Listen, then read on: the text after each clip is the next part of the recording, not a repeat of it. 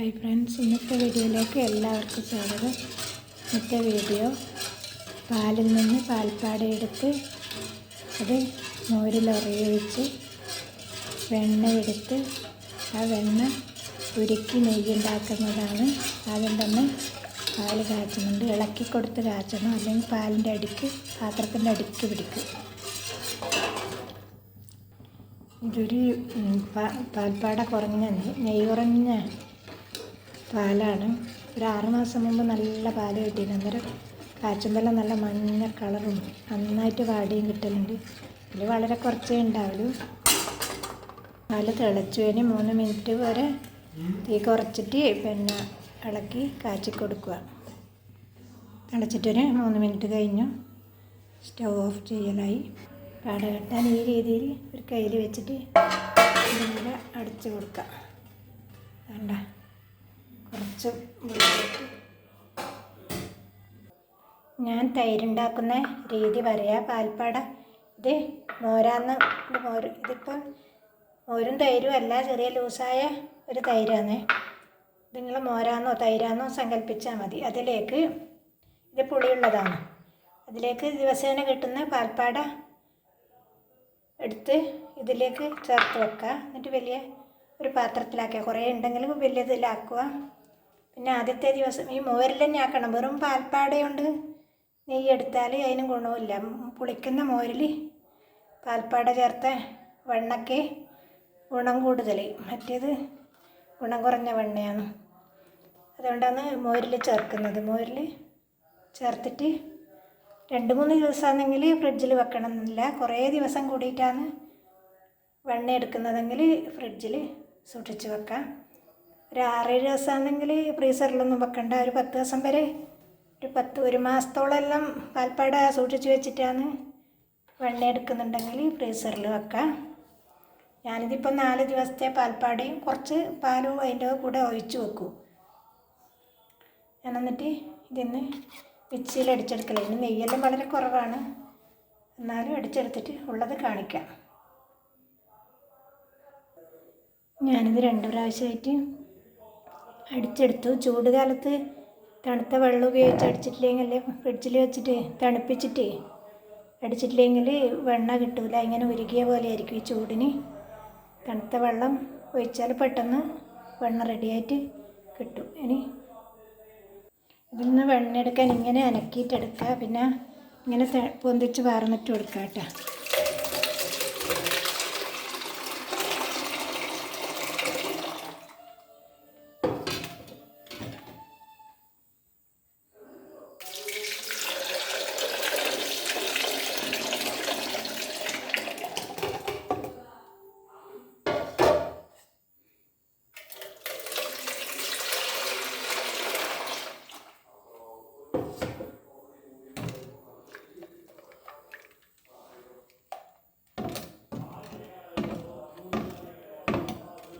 ഇനി ഇത് സ്പൂൺ കൊണ്ട് കോരി ഒന്നിച്ച് ചേർക്കുക.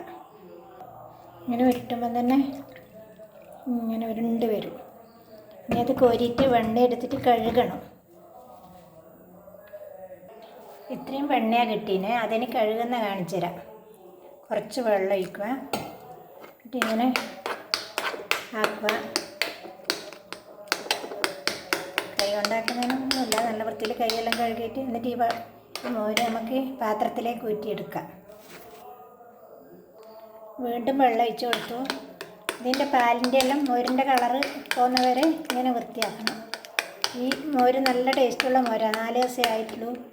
നല്ല പാകത്തിന് പുളിയുണ്ട്. ഒരു ദിവസം നല്ല പുളിയായതിന് ശേഷം ഫ്രിഡ്ജിലെടുത്ത് വെച്ചതാണ്. ഈ വെള്ളം മോരും വെള്ളമില്ലാക്കുമ്പോൾ ഉപയോഗിക്കുന്നതിന് ഒന്നുമില്ല, നല്ല മോരാണ്. ഇത് 3ാമത്തെ പ്രാവശ്യം പറഞ്ഞു. ഇങ്ങനെ ഒരു 4-5 പ്രാവശ്യമെങ്കിലും മോരിൻ്റെ ഒന്നും പറ്റുണ്ടാകും. നല്ല തെളിഞ്ഞ വെള്ളം പോലെ ആകുന്നവരെ കഴുകുക. ഇത് 3ാമത്തെയാണ്. ഇനി ഒരു പ്രാവശ്യം കൂടി കഴുകി. ഈ വെണ്ണ ലൂസാണെന്ന് തോന്നുന്നുണ്ടെങ്കിൽ കുറച്ച് പച്ചവെള്ളത്തിൽ ആക്കിയിട്ട് ഫ്രിഡ്ജിൽ വെച്ചാൽ നല്ല കട്ടിയായിട്ട് നിൽക്കും. പിന്നെ കഴുകിയെടുത്താലും മതി. ഞാനിപ്പം തന്നെ ഇത് ഉരുക്കിയെടുക്കുന്നുണ്ട്. 4 വെള്ളത്തിൽ കഴുകി. ഇനി ഇത് ഉരുക്കാൻ വെക്കാം. വെണ്ണ കഴുകിയ വെള്ളം ഞാൻ കളയുന്നൊന്നുമില്ല. ഈ മോരും നല്ല മോരായതും നമുക്ക് ഉപയോഗിക്കാം. വെണ്ണ ഉരുകാൻ വെച്ച് ചെറിയ തീയിലാണ് വെച്ചിട്ടുള്ളത്. ഇളക്കി കൊടുക്കണം. ഇതിന് കരടുണ്ടാവും കുറച്ച്, അത് അടിക്ക് പറ്റാൻ സാധ്യതയുണ്ട്. ചെറുതായിട്ട് ഇളക്കി കൊടുക്കുക. പതയാണ്, പാലിൻ്റെ അംശമല്ല വെള്ള കാണുന്നത്, പതയാണ്. കുറച്ച് സമയം പെട്ടെന്നാകും. ഇത് പിന്നെ അരിപ്പയിൽ അരിച്ചിട്ട് വേണം നല്ല വൃത്തിയിൽ ഉണക്കിയ കുപ്പിയിൽ, അടപ്പും കുപ്പിയെല്ലാം നന്നായി വെയിലത്ത് വെച്ച് ഉണക്കിയ കുപ്പിയിൽ ഒഴിച്ച് വെച്ചാൽ ഞാനൊരു 4 കൊല്ലം വരെയെല്ലാം ഉപയോഗിക്കലുണ്ട്. ഫ്രിഡ്ജിലൊന്നും വെക്കേണ്ട ആവശ്യമില്ല, കുറച്ചും കൂടി ആകാനുണ്ട്. ചിലവർ ഇത് ഒരുക്കുമ്പം മഞ്ഞൾ, കറിവേപ്പില, തുളസി ഇലയെല്ലാം ചിലവർ വിൽക്കാനെല്ലാം ആക്കുന്നവർ ലേശം കളറും ചേർക്കുന്നുണ്ടെന്നെല്ലാം പറയുന്നുണ്ട്. അതിൻ്റെ വാസ്തവം അറിയില്ല. ചെറിയ തീയിലെ വെണ്ണ ഒഴിക്കാൻ പാടുള്ളൂ.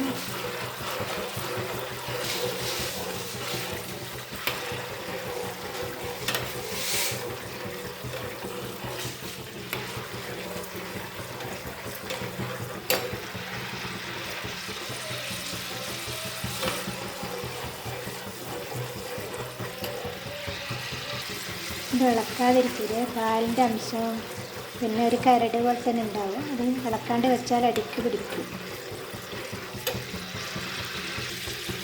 പെട്ടെന്നാകുന്നതാണ്. ചെറിയ ചൂടിൽ വെച്ചിട്ടാണ്. തീൻ്റെ അരികത്ത് പോകുമ്പം തന്നെ വെണ്ണ അങ്ങ് ഉരുകൂലേ. എന്നാൽ ഇതിൻ്റെ വെള്ളപ്പറ്റെല്ലാം അങ്ങ് തീരണം, പൊട്ടൽ നിൽക്കണം. ആകാനായിപ്പോയി. ഇത് എല്ലാവർക്കും അറിയാവുന്നതാണെങ്കിലും അറിയാത്തവർ കുറച്ചുണ്ടാവില്ലേ, അവർക്കൊരു ഉപകാരം ആയിക്കോട്ടെ എന്ന് വിചാരിച്ചിട്ടാണ് ഞാൻ ഇന്ന് വീഡിയോ ചെയ്തത്. ഇഷ്ടപ്പെട്ടെങ്കിൽ ലൈക്കും ഷെയറും സബ്സ്ക്രൈബെല്ലാം ചെയ്യണേ.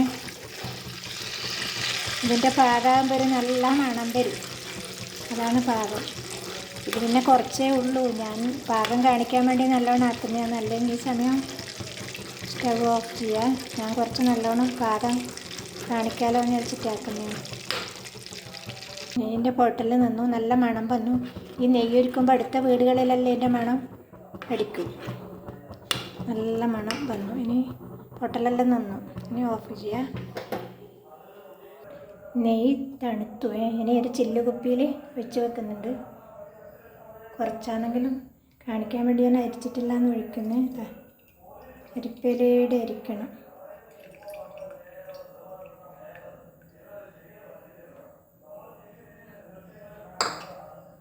കരട് കാര്യമായിട്ടൊന്നുമില്ല, എന്നാലും ഇതിൻ്റെ സൈഡിൽ പിടിച്ചതെല്ലാം ഇതിൻ്റെ കരടാണ്. ഇനി നാളേക്ക് നല്ല മഞ്ഞ കളർ വരും.